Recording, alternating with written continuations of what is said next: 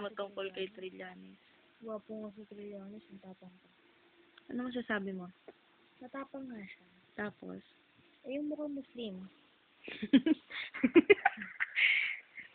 Yan po ang tinatawag na tipos. Example po yan na tipos na tao. Siya po ang...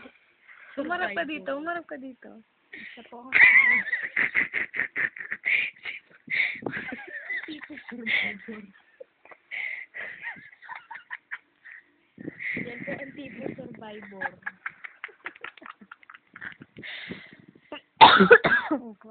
Tignan niyo po siya mabuti. Ito po alam niyo. Mga sintomas. Hindi mo alam mo mga sintomas. Ikaw ang doktor. Doktora, bakit po nagaganyan siya? Dahil po sa sobrang pagsasalita. Patingin po ulit, patingin po ulit.